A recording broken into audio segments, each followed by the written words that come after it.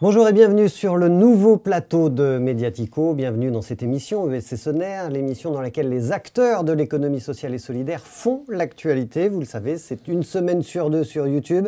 C'est avec les moyens techniques d'Impact Production. Et aujourd'hui, on va parler de jouets, de cadeaux, de dindes, de sapins, de guirlandes électriques. Et oui, parce qu'on va se demander comment est-ce qu'on fait pour fêter Noël à l'heure de la sobriété, comment est-ce qu'on fait pour fêter Noël à l'heure de l'inflation.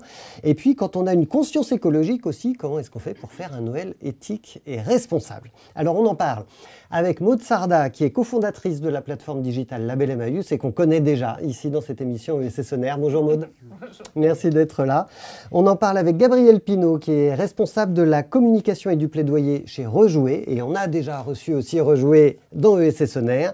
Séverin Pratt, un habitué également. Il est fondateur de la carte cadeau Etikado. Et puis, Georges Badevant, alors un petit nouveau dans cette émission. Georges, bonjour, merci d'être là, oui, avec plaisir. Vous êtes le cofondateur de Captain Cause, une nouvelle plateforme qui a été cofondée donc par vous et par Frédéric Mazzella, qui est le patron de Blablacar. On vous connaît moins parce que c'est votre première fois dans ESC Sonère, mais on peut dire au moins une chose sur vous, quand on regarde votre profil sur LinkedIn, c'est que vous avez été freelance pour la fresque du numérique. Qu'est-ce que c'est la fresque du numérique ? Eh bien alors, pour se former aux enjeux environnementaux, il y a l'enjeu de se renseigner, de le faire aussi à plusieurs, parce que c'est parfois difficile d'appréhender tous ces enjeux et de se les faire siens, de se les approprier. C'est comme la fresque du climat. C'est comme la fresque du climat, c'est un atelier de sensibilisation à l'impact écologique du numérique collectif et qui permet aussi de découvrir des pistes d'action. Et donc, par exemple, alors on découvre que effectivement, c'est pas forcément ce qui a le plus d'impact écologique, c'est pas forcément d'envoyer un email rigolo, mais ça peut être peut-être de faire durer son appareil, son smartphone, de lui rajouter de la durée de vie tout simplement. Ça permet de limiter son empreinte écologique. C'est un geste simple. Et donc, on vient de découvrir ensemble ce que c'est que la fresque du climat. Mais maintenant, on va parler de Noël avec nos invités.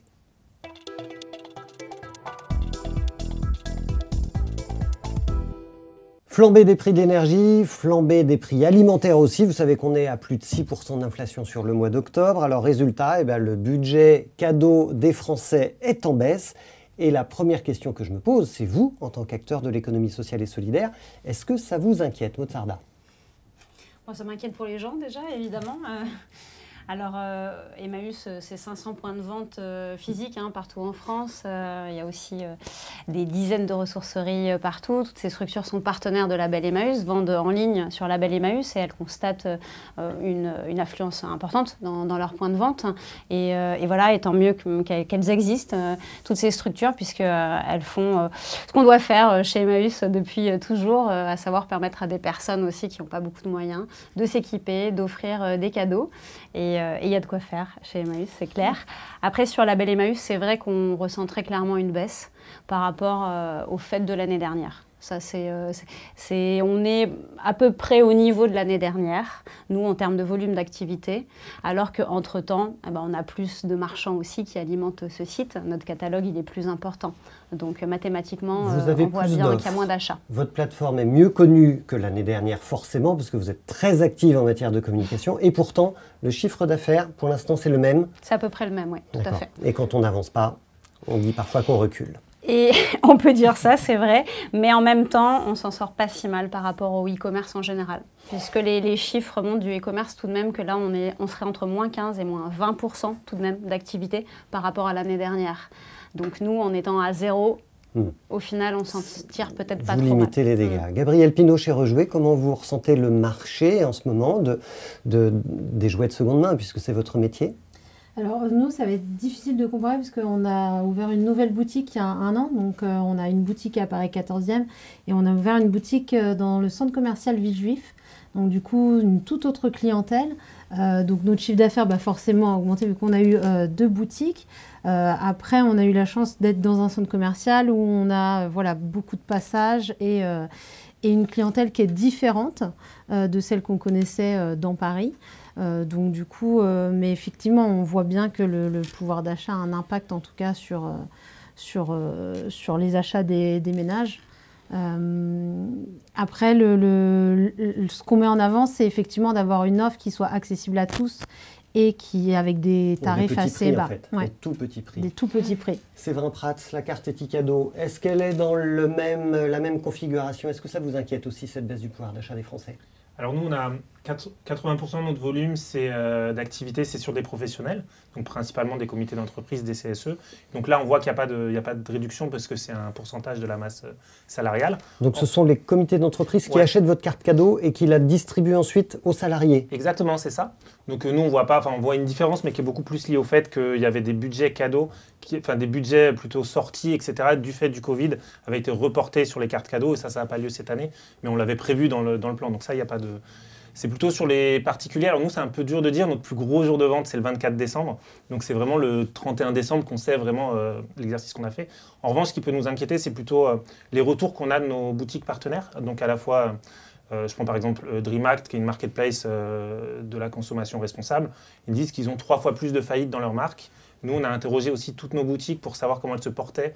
Et donc il y a 56% des boutiques physiques qui sont pas ou peu satisfaites de leur fréquentation et 70% des boutiques en ligne.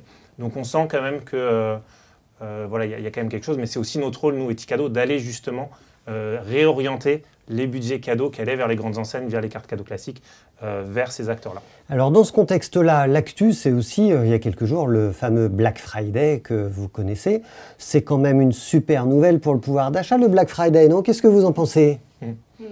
Non, c'est une très très mauvaise nouvelle. Ça dépend du pouvoir d'achat de qui, en fait. Non, mais c'est... en fait, même le pouvoir d'achat d'une personne qui a besoin, franchement, d'acheter des choses moins chères, c'est des événements extrêmement commerciaux où tout est bien réfléchi pour faire dépenser de l'argent là où on n'a pas besoin d'en dépenser, en fait. On augmente les prix avant d'annoncer une réduction. Alors déjà, le jour c'est du des Black faux Friday. prix barrés, évidemment. Donc je ne parle même pas de conséquences écologiques, là je parle vraiment de conséquences financières pour les ménages. Il y a tout un tas d'études qui l'ont prouvé d'ailleurs. Pendant les soldes et pendant le Black Friday, en fait, on dépense majoritairement de l'argent qu'on n'aurait pas dépensé autrement. Voilà, déjà. Donc ça c'est clairement un mensonge qui est fait aux consommateurs. Georges Badevant, vous avez un regard, vous, chez Captain Cause, sur cet épiphénomène du Black Friday? Oui, c'est drôle. Alors, effectivement, il y a une tendance qui vient des États-Unis qui nous le pousse, on le sent. Moi, ce que je trouve intéressant, c'est l'attitude de certaines marques qui, justement, prennent un peu le contre-pied en disant, eh bien, nous, cette année, ça va être un jour normal pour nous. Voire même, ça va être un jour exceptionnel, mais pas parce qu'on va inciter à surconsommer, mais parce qu'on va vous sensibiliser ou parce qu'on va reverser une partie de nos achats à des associations. Donc en fait, ce qu'on voit, et nous, c'est que ce qu'on a pu observer, c'est qu'il y a un appel d'air aussi à un certain nombre de marques qui ont envie de créer du lien, de fidéliser, pas simplement par des soldes agressives, mais aussi parce qu'elles vont plutôt fidéliser par des actions de sens, parce qu'elles vont dire, nous, cette année, on reverse des fonds à des causes et on va impliquer nos clients dans le choix de ces associations.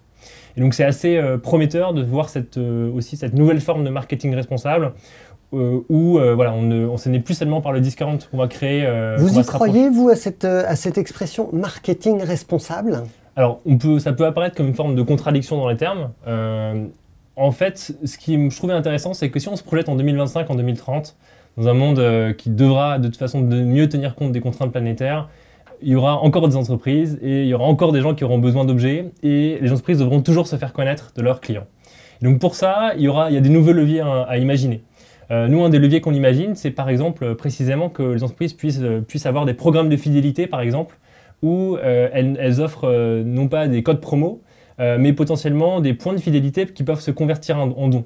Ainsi, on garde un lien entre une entreprise et ses clients, mais ce n'est pas tendu vers la reconsommation. Et donc ça, c'est quelque chose qu'on imagine et qu'on veut construire nous chez Captain Cause et qui nous fait augurer effectivement un au-delà de ce marketing et peut-être déjà un petit peu plus responsable. Gabriel Pinault, chez Rejouer, vous, comment est-ce que vous regardez ce Black Friday et aussi la proposition de contre-soldes éthiques, les contre-propositions au Black Friday? Le Green Friday, le Green Tuesday, enfin voilà, il y a plein d'initiatives dans l'économie sociale et solidaire. Je pense que le Black Friday, oui, ça rime pas avec sobriété, ça c'est certain, et que du coup on va avoir une hausse de la consommation à un moment où peut-être qu'en fait les gens n'auraient pas consommé à ce point-là. De toute façon, on dit même que les marchands font plus de chiffre d'affaires